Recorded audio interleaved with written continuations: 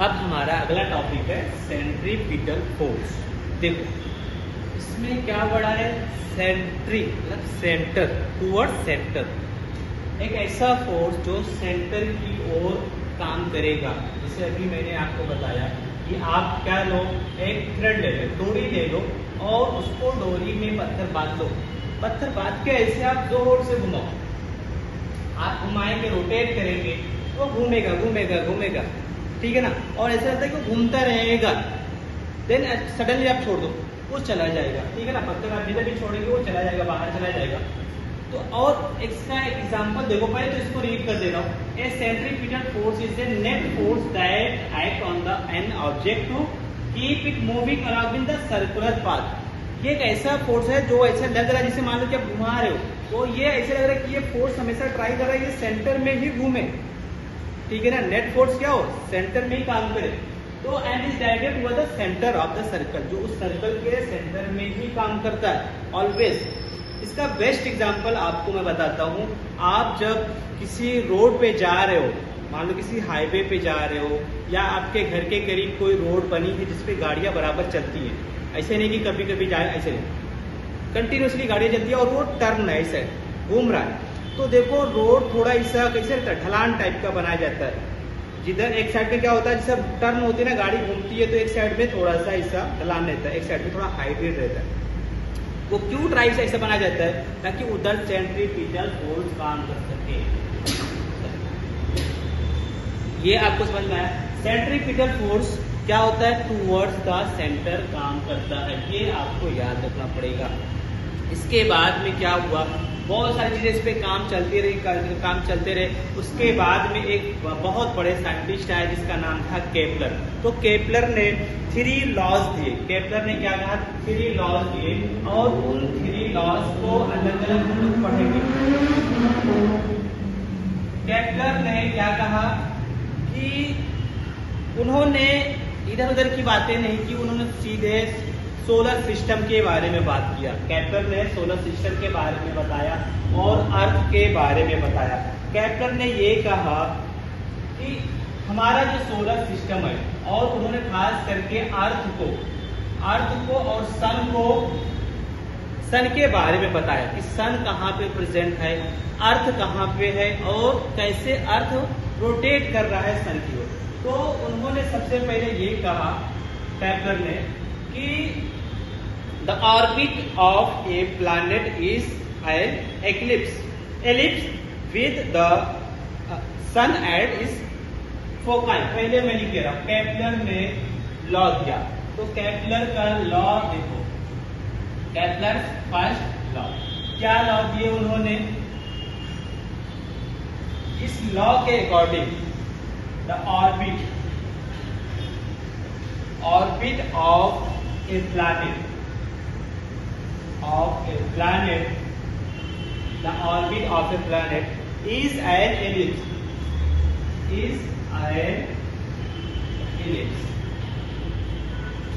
with the sun at its foci, with the sun at on foci। ये इन्होंने पहला law दिया। इन्होंने क्या कहा, देखो अब इसमें कुछ वर्ड आपको नहीं समझ में आएंगे, क्या कहना चाह रहा है। The orbit of A planet is an ellipse. Orbit वो पाथ, वो रास्ता जिसपे सन घूम रहा है, जिसपे क्या हो रहा है, अर्थ घूम रहा है। ये क्या है, देखो कोई भी चीज जब किसी चीज पे घूमती है ना, तो उसको ऑर्बिट बोलते हैं। जैसे आप इलेक्ट्रॉन पढ़ के रखे हो, तो इन्होंने वही नाम दिया, the orbit of A planet is an ellipse. अब एलिप्स क्या होता है, एलिप्स के बारे में आप समझ लो। आप ले लो एक कोन, आप आइसक्रीम खाते हो ना, आइसक्रीम का कोन ले लो ऐसा, और कोन को ऐसे कट कर दो, ऐसे कट करो, कट करेंगे ऐसे स्लाइस करते, तो कुछ ऐसा स्ट्रक्चर आपको दिखने को मिलेगा। कोन का कुछ ऐसा स्ट्रक्चर आपको, इसको ऐसे कट करो, बीच से कट करेंगे, ऐसे एक स्लाइस निकालेंगे तो कुछ ऐसा स्ट्रक्चर आपको दिखेगा। इसको एलिप्स बोलते हैं, एलिप्स, ठीक है ना। एलिप्स इतना समझ लो कि 2 सर्कल मिलकर के एक सर्कल बना लेते हैं। जैसे मान लो एक राउंडेड सर्कल, दोनों एक ये है एक ये, ठीक है ना, कुछ ऐसे समझ लो। थोड़ा इसको और करीब ले जाओ, ऐसे ऐसे। तो अब क्या करो, इन दोनों को मिला करके एक सर्कल कर दो ऐसे, और ये बीच में प्रेस कर दो, इसको बोलते हैं एलिप्स। तो पहला लॉ क्या किया था, ऑर्बिट ऑफ ए प्लैनेट, किसी भी प्लैनेट का ऑर्बिट कैसा होगा, वो एलिप्स में होगा, मतलब ऐसे अंडाकार होगा थोड़ा सा, ठीक है ना, oval shape, with the sun at on foci. तो अब देखो अंडाकार है ना, तो इसमें दो फोकाई है, एक फोकाई ये और एक फोकाई ये। जैसे मैंने आपको बताया है कि मान लो इसमें दो सर्कल है, दो सर्कल है, तो एक सर्कल का ये फोकाई होगा, दूसरा सर्कल का ये फोकाई होगा, दोनों को एक साथ मिलाया गया है। तो अब ये दो फोकाई इसके अंदर है, ठीक है ना, कुछ इस तरीके से इसको कंसीडर किया गया है। और ये बताया गया है कि जो सन होगा वो किसी एक फोकाई पे है, ये देखो। तो मान लो ये आपको मैंने एक ऑर्बिट बताया और इसमें सन एक जगह पे है, इसका मतलब ये हुआ, देखो इस सन बीचों बीच में नहीं है, एकदम सेंटर में नहीं है, सन इधर कहीं हो सकता है। और अर्थ क्या होगा, अर्थ इसके चारों तरफ से घूमेगा, अर्थ घूम रहा है, ठीक है ना, अर्थ इस रास्ते पे जा रहा है और सन किसी एक फोकाई पे प्रेजेंट है, ठीक है। ये फर्स्ट लॉ था केपलर का, ठीक। उसके बाद में इन्होंने दूसरा लॉ भी दिया, वो क्या बताया उन्होंने। अब देखो, अब इसके कैलकुलेशन की बात आ गई, आपके भी दिमाग में क्वेश्चन आना चाहिए आपके माइंड में कि सर अब इसका अगर मुझे कैलकुलेशन करना होगा, सर यहाँ पे अगर सन है, सपोज मान लीजिए आप कि यहाँ पे सन है और यही पास में अर्थ भी आ गया, तो 1 मिनट में, सपोज ऐसे मान ले रहे, 1 मिनट में कितना डिस्टेंस तय करेगा, 1 मिनट में, ठीक है ना। मान लो इसके करीब में है तो, और यही दूर चला गया, तब 1 मिनट में कितना कवर करेगा, कितना चलेगा।